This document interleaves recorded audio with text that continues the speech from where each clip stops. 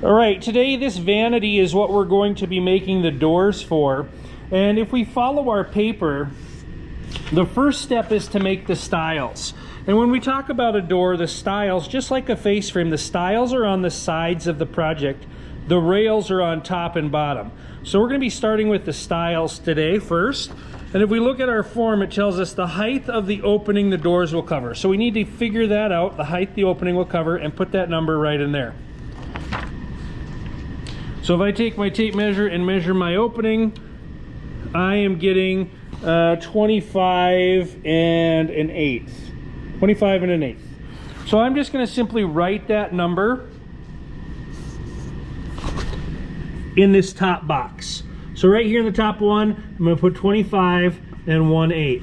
Now if I follow that line across, it tells me plus 1 inch, and that answer goes below. So 25 and an eighth plus an inch is 26 and an eighth. Okay, so now this is the size of my stile. I need a finish size of 2 9/16 wide by 26 and an eighth inches long. Okay, so that's the length of our stiles. We're going to go ahead and get these pieces cut to size and show you how to run them through the machine. And while we're here at our project, I'm going to get the width of the opening, or the width of the frame that we're covering. So I'm going to take that measurement, and that is right at 24 inches. So I'm just going to write that down for now. Right up here in the line or section B, it says rails. The width of the opening the door will cover, and that was 24 inches. So I've got my stiles here. I've got them all cut to size, 2 9/16. They're still rough cut. They're still 2 inches longer than we need. So we're going to come to the sliding table saw and cut them. Now I want to take my original jointed edge and put that against the fence, because that's going to be the straightest edge. And I'm going to cut a little bit off of one side because I want to square that up or make sure it's 90 degrees on the end. Then what I'm going to do is, after that first cut, when I come back, I'm going to flip it over, and then I'm going to cut the other end. So I'm cutting a little bit off of each end so that both ends are square to my original jointed side.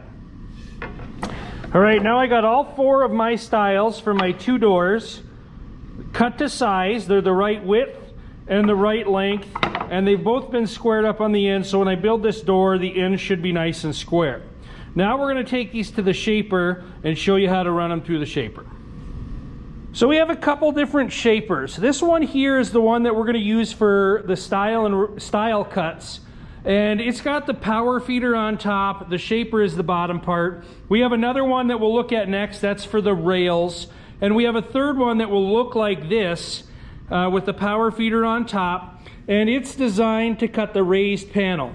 And if you look at the blades, usually if you come over here, the distance between the power feeder and the fence is much closer on the stile machine than it is on the panel machine. The panel machine has a bigger gap there, so because the blade is a bigger diameter, and so it has to sit further away from the fence. That's one way to tell the two apart. If you're ever confused, talk to your instructor. They'll help you figure out which one, if you've got the right one. Now the power feeder is a separate machine than the shaper. So the power feeder has its own on-off switch. We're going to normally be in the number 2 section. That's going to allow us to feed our board in this direction. If you put it on 1 and try to feed it in this way, it's not going to go because it's wanting to push the board back. Okay, not really a big deal if you turn it the wrong way, just not going to feed. You don't really need to mess with the speed on the end, how fast it's feeding in. That's usually preset for you. But you do need to turn this machine on, and then once you're ready, you're going to turn the shaper on down here with this red power button. Red, the outside circle is off, the green button in the middle is on. So I have one of my stiles here. What I'm going to do is look down the board and try to determine if the board has any bow to it. If it does, what I want is that U shape, right? If I put this on the table, it's going to be making a U shape, and it would be high on the ends. What I want is when this door shuts and touches the cabinet, I want it to touch on top and bottom, and the middle could have a little gap. If I have it the other way, when it touches the cabinet, there's going to be a gap on top and on bottom, and it's going to just sit right in the middle. So as I look down that board, I'm looking for any curve in that board, and that curve is going to go up, right? So the U shape would go down. I'm not making an arch. When I get ready to do this, I'd have the power feeder on, keep the chips cleaned here. So when I get ready to put my board through, I'd have the power feeder and the shaper on. I would put my board up tight against the fence here, and I'm going to just keep pressure against the fence as it pulls it through. The power feeder is going to grab it and pull it through, but I want to make sure as it's feeding it stays tight. I never want to put my hands underneath the power feeder because there's rollers. I don't want to accidentally get sucked in.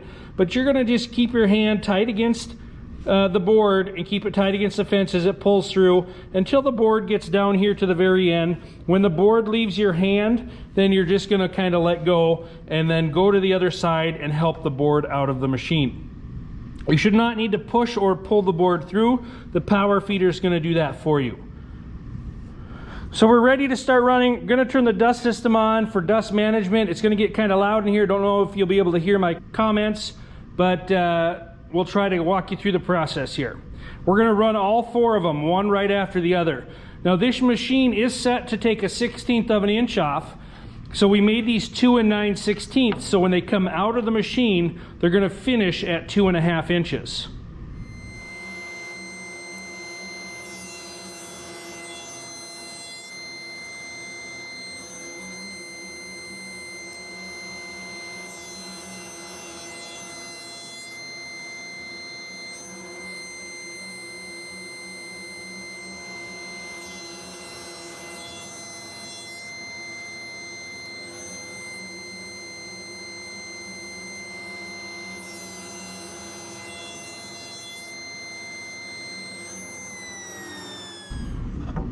I've got my 2 sets of stiles cut from my doors, and I'm coming back here to my, again, we're doing a double door with no center stile. I've completed the stile sections, and now we're going to do the rail.